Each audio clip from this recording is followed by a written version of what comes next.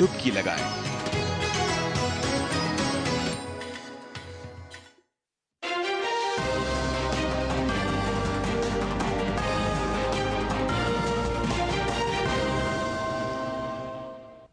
नमस्कार, आप सभी का स्वागत डीडी न्यूज में। मैं हूं मुकुल शर्मा। इस वक्त की बड़ी और अहम खबरें आपके साथ साझा करेंगे, लेकिन पहले आइए नजर डालते हैं हेडलाइंस पर।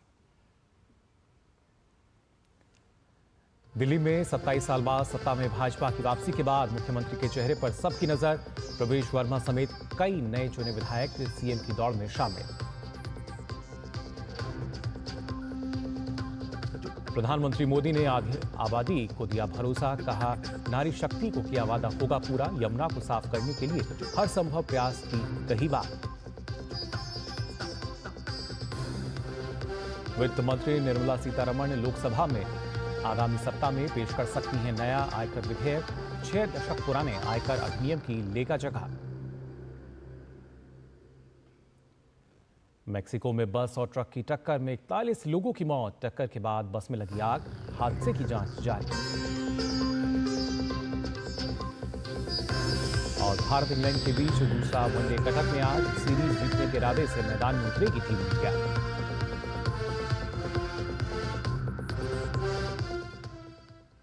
और आइए अब खबरें देखते हैं विस्तार से। सबसे पहले बात राजधानी दिल्ली की, जहां विधानसभा चुनाव में शानदार जीत हासिल करने के बाद भारतीय जनता पार्टी में मुख्यमंत्री पद के चेहरे को लेकर चर्चा तेज हो गई है। पार्टी ने 26 साल से अधिक समय के बाद दिल्ली की सत्ता में वापसी करते हुए 70 सदस्यीय विधानसभा में 48 सीट जीती हैं। कल दिल्ली स्थित भाजपा मुख्यालय में प्रधानमंत्री नरेंद्र मोदी के संबोधन के बाद शीर्ष नेताओं की बैठक हुई। इस बैठक में प्रधानमंत्री नरेंद्र मोदी के अलावा गृह मंत्री अमित शाह और भाजपा अध्यक्ष जेपी नड्डा भी मौजूद रहे। ऐसे कयास लगाए जा रहे हैं कि इस बैठक में मुख्यमंत्री के नाम पर चर्चा हुई होगी। नई दिल्ली सीट से जीत के बाद प्रवेश वर्मा की राजनीतिक लोकप्रियता बढ़ गई है। प्रवेश वर्मा ने अरविंद केजरीवाल को 4089 मतों से हराया। इससे वे भाजपा की आगामी सरकार में शीर्ष पद के संभावित दावेदार बन गए हैं।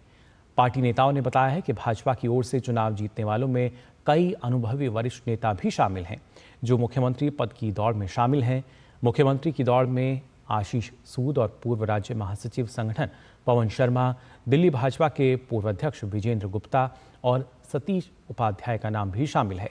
इस बीच भाजपा के दिल्ली इकाई के अध्यक्ष वीरेंद्र सचदेवा ने कहा कि मुख्यमंत्री चुनने का फैसला पार्टी का केंद्रीय नेतृत्व लेगा। उन्होंने कहा कि सभी नवनिर्वाचित विधायक पार्टी द्वारा सौंपी गई जिम्मेदारियों का निर्वहन करने में सक्षम हैं। नई दिल्ली विधानसभा सीट से भाजपा के विजयी उम्मीदवार प्रवेश वर्मा का आज उनके पैतृक गांव मुंडका पहुंचने पर गर्मजोशी से स्वागत किया गया।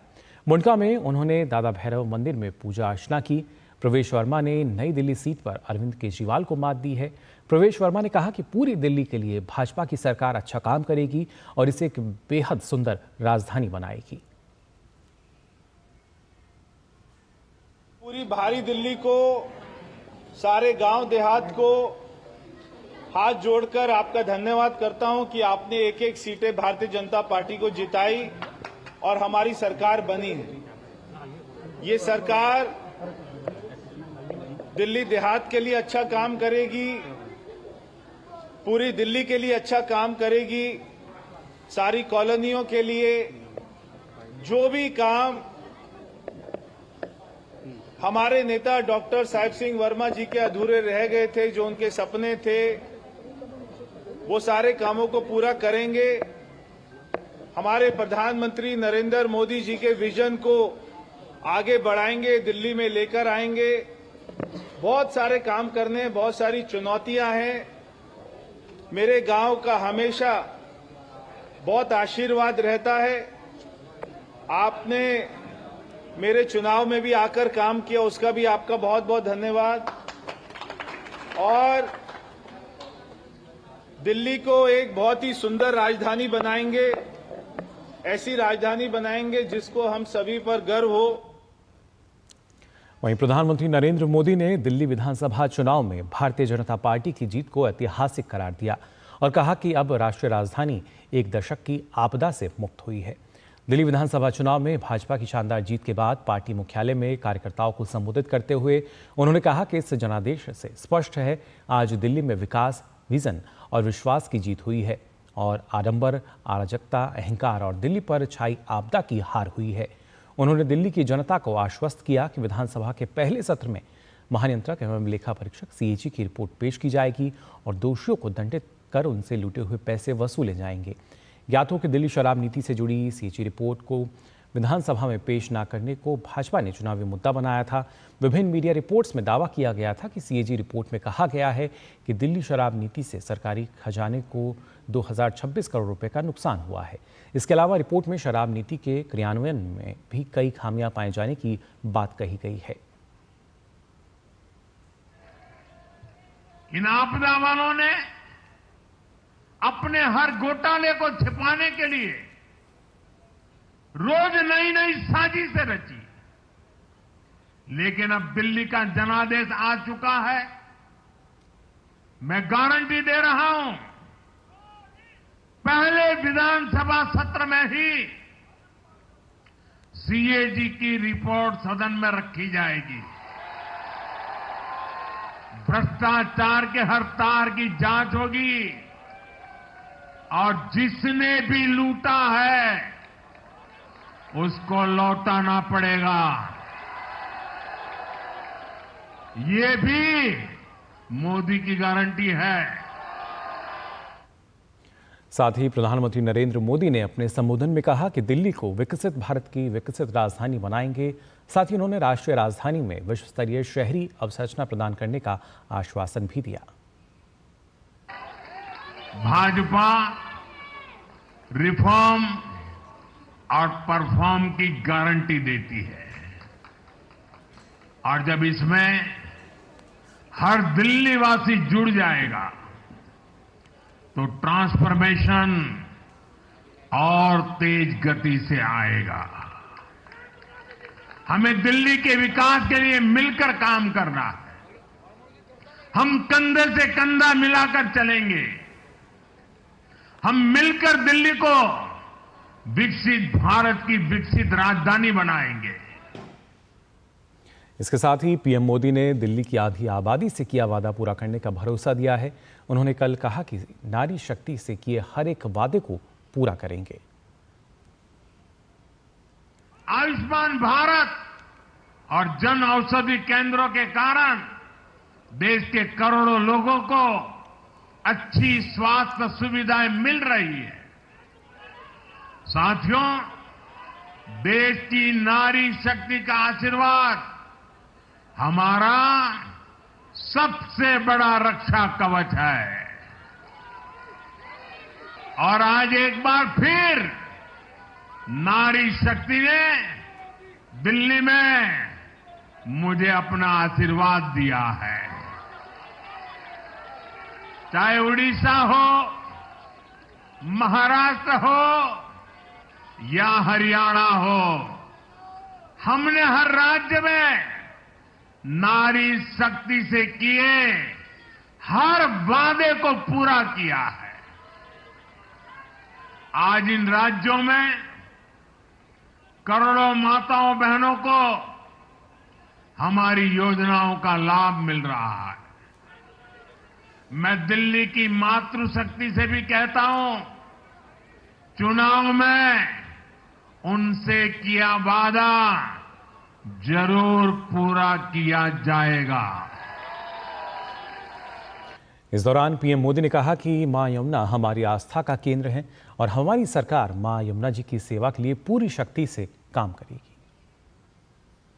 हमारा सदा मंगल करने वाली यमुना देवी को नमस्कार करते हैं, लेकिन उसी यमुना जी की इन लोगों ने कैसी दुर्दशा कर दी। दिल्ली का तो अस्तित्व ही मां यमुना जी की गोद में पनपा है। दिल्ली के लोग यमुना जी की इस पीड़ा को देखकर कितना आहत होते रहे हैं। हम मां यमुना जी की सेवा के लिए हर प्रयास करेंगे, पूरे सेवा भाव से काम करेंगे। दिल्ली विधानसभा के चुनाव परिणाम में आम आदमी पार्टी की करारी हार हुई। जो पिछले 10 साल से दिल्ली की सत्ता पर काबिज थी, दो विधानसभा चुनाव में 60 से ज्यादा सीटें जीतने वाली आम आदमी पार्टी को इस बार केवल 22 सीट पर ही जीत मिल पाई। पिछली बार से आपने 40 सीटें गंवाई हैं। आप संयोजक अरविंद केजरीवाल को नई दिल्ली विधानसभा सीट से, मनीष सिसोदिया को जंगपुरा सीट से और सौरभ भारद्वाज को ग्रेटर कैलाश सीट से हार का सामना करना पड़ा। सत्येंद्र जैन को भी हार का सामना करना पड़ा। आम आदमी पार्टी के बड़े चेहरों में कालकाजी सीट से मुख्यमंत्री आतिशी ने चुनाव जीता। वहीं बाबूपुर सीट से गोपाल राय को जीत मिली। कालकाजी सीट से जीत करने के बाद आतिशी ने एक रोड शो भी किया। जीत के जश्न में सराबोर आतिशी कार्यकर्ताओं के साथ झूम झूम कर नाचती हुई नजर आई। आतिशी के जश्न पर स्वाति मालीवाल ने तंज कसते हुए कहा कि ये कैसा बेशर्मी का प्रदर्शन है, पार्टी हार गई, सब बड़े नेता हार गए और आतिशी मार्लेना ऐसे जश्न मना रही हैं। वहीं दिल्ली विधानसभा चुनाव में कांग्रेस का तीसरी बार खाता नहीं खुला। कांग्रेस इस बार के विधानसभा चुनाव में कुल 70 में से सिर्फ 3 सीटों पर ही अपनी जमानत बचा सकी है। ये बात जरूर है कि देश की मुख्य विपक्षी पार्टी ने राष्ट्रीय राजधानी में पिछले विधानसभा चुनाव के मुकाबले इस बार अपनी वोट हिस्सेदारी में 2% से अधिक की बढ़ोतरी की है।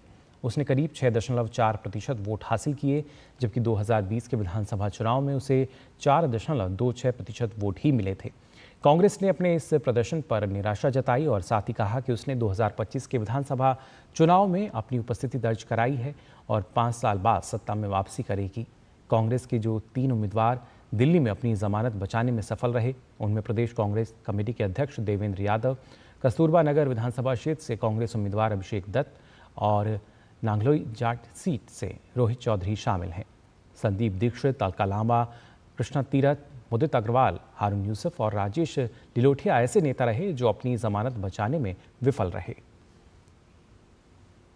और फिलहाल बुलेटिन में हम यहां रुकने एक छोटे से ब्रेक के लिए जल्द हाजिर होते हैं।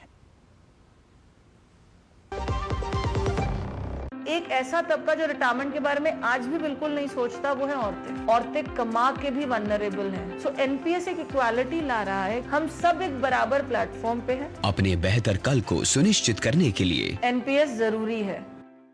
जब धरती चीर कर निकलता है लोहे का पत्थर और मिलता है मोंगिया के जोश से, फिर तपता है, पिघलता है और बनता है फौलाद।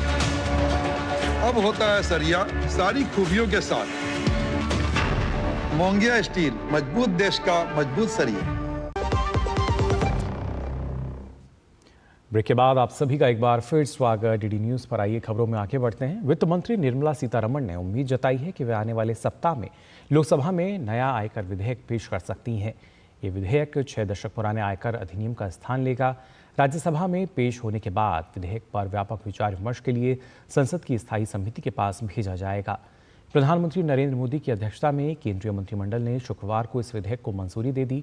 वित्त मंत्री सीतारमण ने पहली बार जुलाई 2024 के बजट में आयकर अधिनियम 1961 की व्यापक समीक्षा की घोषणा की थी। केंद्रीय प्रत्यक्ष कर बोर्ड यानी सीबीडीटी ने आयकर कानून की समीक्षा पर गौर करने और अधिनियम को संक्षिप्त, स्पष्ट और समझने में आसान बनाने के लिए एक आंतरिक समिति गठित की थी। नए आयकर अधिनियम से विवाद और मुकदमे कम होंगे। I hope to have it introduced in the Lok Sabha in the coming week. Post that it will go to a committee. And as you know the process is, the committee gives its recommendation, it comes back, and then the government through the cabinet takes a call whether these amendments are to be taken in or some of them or more need to be added. It's only after that it again goes to the parliament. So once the parliament after that passes it is when we'll decide on when best to roll it out from. So although you're asking me a question of when will it roll out, I still have 3 critical stages to pass through. केंद्र सरकार ने भारतीय नौसेना के लिए 11 नई पीढ़ी के अपतटीय गश्ती जहाज़ों और 3 कैडेट प्रशिक्षण जहाज़ों के लिए 28 प्रमुख प्रणालियों की खरीद के लिए भारत इलेक्ट्रॉनिक्स लिमिटेड यानी बीएल के साथ 642 करोड़ रुपए के अनुबंध पर हस्ताक्षर किए। रक्षा मंत्रालय ने जानकारी देते हुए कहा कि ये सरकार के आत्मनिर्भर भारत दृष्टिकोण के अनुरूप है। रक्षा मंत्रालय ने एक बयान में कहा कि उसने भारतीय नौसेना के लिए नई पीढ़ी के 11 अपतटीय गश्ती जहाज़ों और 3 कैडेट प्रशिक्षण जहाज़ों के लिए 642.17 करोड़ रुपए अनुमानित मूल्य के 28 EON 51 प्रणालियों की खरीद के लिए नई दिल्ली में भारत इलेक्ट्रॉनिक्स लिमिटेड के साथ अनुबंध पर हस्ताक्षर किए। EON 51 एक electro optical fire control system है जो इलेक्ट्रो ऑप्टिकल और थर्मल इमेजेस उपकरणों का उपयोग करके लक्ष्यों की खोज करने और उनका पता लगाने के साथ उनका वर्गीकरण भी करता है। CBI ने रक्षा मंत्रालय के प्रधान नियंत्रक रक्षा लेखा कार्यालय में तैनात सीनियर ऑडिटर और 2 अन्य लोगों को 8 लाख रुपए की रिश्वत लेते हुए रंगे हाथों गिरफ्तार किया है। गिरफ्तार किए गए 2 अन्य आरोपी एक प्राइवेट डिफेंस सप्लायर और उसके कर्मचारी हैं। CBI ने 7 फरवरी को इस मामले में केस दर्ज किया था। शिकायतकर्ता खुद भी एक डिफेंस सप्लायर है। उसने आरोप लगाया कि सीनियर ऑडिटर और एक प्राइवेट डिफेंस सप्लायर ने उसके पहले से मंजूर हो चुके बिलों के भुगतान के बदले रिश्वत की मांग की थी। और आइए बात करते हैं परीक्षा पे चर्चा कार्यक्रम को लेकर। इसको लेकर छात्रों और अध्यापकों में खासा उत्साह नजर आ रहा है। महाराष्ट्र के शिक्षकों का कहना है कि यह PM मोदी की सराहनीय पहल है। ये छात्रों को तनाव से दूर रखने में मदद करता है। हम लोग देख रहे हैं कि छोटे छोटे बच्चे भी परीक्षा की वजह से बहुत ज़्यादा तनाव में आ जाते हैं। हमारे माननीय प्रधानमंत्री श्री नरेंद्र जी मोदी ने इस तनाव को समझा है, इस तनाव को फील किया है और वो चाहते हैं कि हमारे छोटे छोटे बच्चे जो अपने प्रगतिशील देश को प्रगत राष्ट्र में कन्वर्ट करने वाले हैं, उसमें कंट्रीब्यूशन करने वाले हैं, ऐसे बच्चों को इस तरह के तनाव से दूर रहना चाहिए और हमें पूरे राष्ट्रीय लेवल पर इसके लिए एफर्ट्स लेने चाहिए कि ये बच्चों पे परीक्षा का तनाव ना आए। आज मैं आपसे बात करने वाली हूँ परीक्षा पे चर्चा इस कार्यक्रम के बारे में। एज अ टीचर मुझे ये प्रोग्राम बहुत ही प्रेरणादायी लगता है क्योंकि इसमें बच्चे खुद भारत के आदरणीय पंतप्रधान माननीय श्री नरेंद्र जी मोदी इनसे प्रश्न पूछते हैं और खुद भारत के पंतप्रधान उन प्रश्नों का हल भी ढूंढ लेते हैं। कितना मैत्रीपूर्ण और सहज गति से होने वाला ये वार्तालाप है और हमें इसमें पार्ट लेना चाहिए। हम इससे ऑनलाइन या ऑफलाइन माध्यम से जुड़ सकते हैं क्योंकि ये जो परीक्षा का माहौल है ये बहुत ही तान तनाव का माहौल है। इसमें शिक्षक, विद्यार्थी और पालक ये सारी कड़ियां जुड़ी हुई है और हमें बच्चों की सोशल इमोशनल लर्निंग को सहजता पूर्वक उनकी परीक्षा के माध्यम से वहां तक ले जाना है। तो इस मुश्किल घड़ी में हम सब बच्चों के साथ हैं और ये जो तान तनाव का माहौल है हम इससे दूर करेंगे। खबर बेंगलोर से, जहां Bangalore metro rail corporation limited ने शहर में मेट्रो सेवाओं के लिए टिकट किराया 50% बढ़ाकर 60 रुपये से 90 रुपये कर दिया है। ये दरें आज से लागू हो गई हैं। BMRCL ने पीक और नॉन पीक आवर के लिए अलग अलग टैरिफ पेश किए हैं। न्यूनतम किराया 10 रुपये ही रहेगा, जबकि दूसरे स्टेज का जो किराया है वो करीब 15 से बढ़कर 20 रुपये हो गया है। 30 किलोमीटर से अधिक दूरी के लिए किराया 90 रुपये है, जबकि स्मार्ट कार्ड यूजर्स को किराए में 5% की छूट का लाभ मिलेगा। किराए को बढ़ाने का फैसला किराया तय करने वाली समिति की सिफारिशों के आधार पर किया गया है।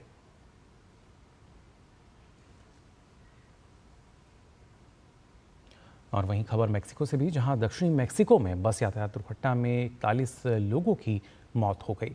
स्थानीय अधिकारियों ने कहा है कि बस में 48 लोग सवार थे। बस एक ट्रक से टकरा गई, जिसके कारण 38 यात्रियों और 2 ड्राइवरों की मौत हो गई और ट्रक के चालक की भी मौत हो गई। टक्कर के बाद आग की लपटों में घिरने के बाद बस पूरी तरह से जल गई। बस कैनकिन में टबेस्को की तरफ जा रही थी। दुर्घटना के कारणों की पड़ताल की जा रही है। टबेस्को प्रशासन का कहना है कि घटनास्थल पर राहत कार्य चलाया जा रहा है। और बात क्रिकेट की, भारत और इंग्लैंड के बीच 3 मैचों की वनडे सीरीज का दूसरा मुकाबला आज खेला जाएगा। दोनों टीमें कटक के बारामती स्टेडियम में आमने सामने होंगी। मैच दोपहर 1:30 बजे शुरू होगा। नागपुर में खेले गए पहले वनडे में भारत ने 4 विकेट से जीत दर्ज करके 3 मैच की सीरीज में शुरुआती बढ़त हासिल की है और उसका लक्ष्य अपना विजय अभियान जारी रखकर सीरीज जीतना होगा। और वहीं उत्तराखंड में आयोजित हो रहे नेशनल गेम्स में झारखंड के नक्सल प्रभावित इलाकों से आए तीरंदाज अपनी एक अलग पहचान बना रहे हैं। यह खेल उनके सपनों को एक नई ऊंचाई दे रहा है।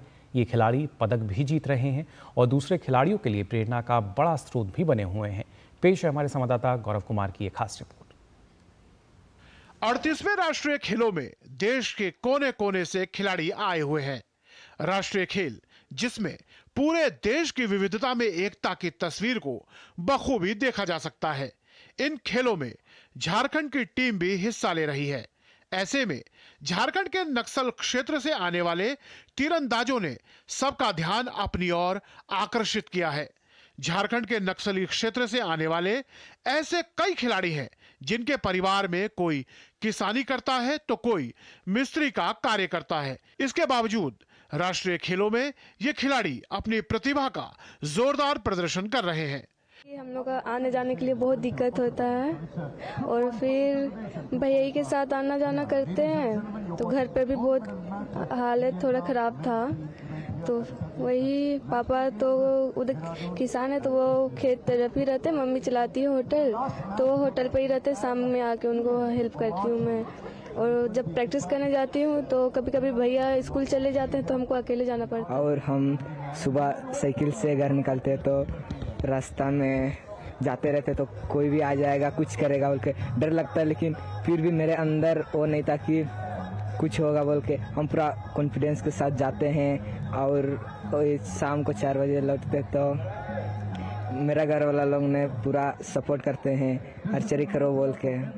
भारतीय तीरंदाज दीपिका कुमारी नक्सली क्षेत्र से आने वाले तीरंदाजों के हौसले को सलाम करती है और मानती है कि इनकी बेहतरी के लिए प्रयास लगातार किए जाते रहने चाहिए। मैं चाहती हूँ कि उनको एक अच्छा प्लेटफॉर्म मिले, एक अच्छा कोच मिले, ताकि वो क्योंकि वो उस बहुत लो क्लास फैमिली से आते हैं। मैं बोलूँगी घर में बहुत सारे प्रॉब्लम्स होते हैं उनके और ऐसे भी बच्चे जो अफोर्ड नहीं कर सकते घर से इक्विपमेंट।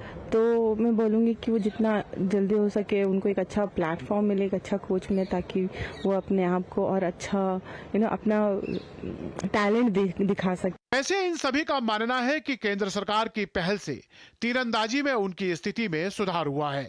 उनके मुताबिक परिवार की गरीबी को खत्म करने और राष्ट्रीय स्तर की प्रतियोगिता में अच्छा प्रदर्शन कर मेडल जीत वो अपने कैरियर को भी एक नया मोड़ दे सकती है। तमाम चुनौतियों को दरकिनार कर झारखंड के ये युवा तीरंदाज जो हैं वो इस मंच के जरिए न सिर्फ अपने राज्य के लिए पदक जीत रहे हैं बल्कि खुद को यहां से मिले अनुभव का फायदा उठाकर अंतर्राष्ट्रीय स्तर के लिए भी तैयार कर रहे हैं। कैमरामैन उत्तम सिंह के साथ मैं गौरव कुमार, डीडी न्यूज, देहरादून, उत्तराखंड। 38वें राष्ट्रीय खेल में हर तरह के खिलाड़ी देखने को मिल रहे हैं। कोई बेहद मामूली घर परिवार से है तो कोई बेहद संपन्न परिवार से होकर भी खेलों में अपनी एक अलग पहचान बना रहा है। ऐसी ही कहानी दिल्ली के 2 भाई अपूर्व और अनंत शर्मा की है, जिन्होंने लॉन बॉल्स के खेल में खुद को नया मुकाम दिया। आप देखिए रिपोर्ट, मुझे दीजिए अनुमति। नमस्कार। लॉन बॉल्स के खेल में खुद को आगे बढ़ा रहे ये हैं दिल्ली के अनंत और अपूर्व शर्मा, जिन्होंने उत्तराखंड में चल रहे 38वें राष्ट्रीय खेलों में दिल्ली के लिए स्वर्ण पदक हासिल किया। इस सफलता से इन दोनों भाइयों ने लॉन बॉल्स के खेल में अपने करियर को नई बुलंदी दे दी है। वैसे दोनों अंतर्राष्ट्रीय स्तर पर भी अपनी चमक बिखेर चुके हैं। अपूर्व दिल्ली टेक्नोलॉजिकल यूनिवर्सिटी और अनंत IIM बेंगलोर के टॉपर रहे हैं। आज अपूर्व इंजीनियर हैं जबकि अनंत भी बड़ी कंपनी में कंसल्टेंट हैं। तो आखिर पढ़ाई में सफलता की ऊंचाइयों को छूने वाले अपूर्व और अनंत खेल में कैसे और क्यों आए, इसको बताना ये नहीं भूलते। किसी भी खिलाड़ी की सफलता केवल उसकी सफलता नहीं बल्कि एक पूरे सिस्टम का प्रयास और उनका मार्गदर्शन रहता है कि हम लोग ऐसे लेवल पर आकर और परफॉर्म कर पाते हैं। इन्हीं सपोर्ट सिस्टम का ये नतीजा है कि हम इस स्तर पर आकर ना कि एक बार परंतु एक दशक से कंटिन्यूसली परफॉर्म कर पा रहे हैं। हम लोग स्कूल के एक फिजिकल एजुकेशन के पीरियड में घूम रहे थे और हमने देखा कि एक नया ग्राउंड बना है। ये बात है 2012 की। तो हम फिर हमारी जो कोच हैं मिस पिंकी, उनसे मिले। उन्होंने हमें इस गेम के बारे में बताया और मेरे भाई ही थे जिन्होंने मुझे पुश किया कि आप इसको खेलो, नया स्पोर्ट है, सीखो। उसके बाद हम इस स्पोर्ट पे लगे रहे और मुझे एक बहुत कठिन डिसीजन लेना पड़ा जिसमें IIM बेंगलोर, बिकॉज मेरी पढ़ाई मुझे लिए बहुत ज़्यादा एक कीमती चीज़ है। बट इवन IIM बेंगलोर में पढ़ते टाइम भी हम लोगों ने नेशनल गेम्स गोवा में पार्ट लिया। उसके लिए मैं बहुत शुक्रगुजार हूँ अपने इंस्टीट्यूशन का। लॉन बॉल्स एक ऐसा खेल है जो सटीकता और खिलाड़ी के निर्णय पर निर्भर करता है और इस खेल की ये विशेषता अपूर्व और अनंत की मानसिक मजबूती से मेल खाती है, जो इनकी सफलता का एक बड़ा कारण भी है। लेकिन सबसे बड़ी बात यह है कि शिक्षा के क्षेत्र में उत्कृष्टता की तस्वीर को रच चुके अनंत और अपूर्व खेल में सर्वश्रेष्ठता के पैमाने पर एथलीटों के लिए एक बड़ी प्रेरणा है। खेल की दुनिया में ऐसे उदाहरण पहले भी देखने को मिलते रहे हैं, जब एक ही परिवार से दो सदस्य जो हैं वो विश्व स्तर पर अपने आप को आगे बढ़ा चुके हों। उम्मीद यही करेंगे कि ये दो भाई भी आगे चल करके अपने नाम को अंतर्राष्ट्रीय स्तर पर एक नया मुकाम दें। कैमरामैन मनमोहन सिंह के साथ मैं गौरव कुमार, डीडी न्यूज, देहरादून, उत्तराखंड।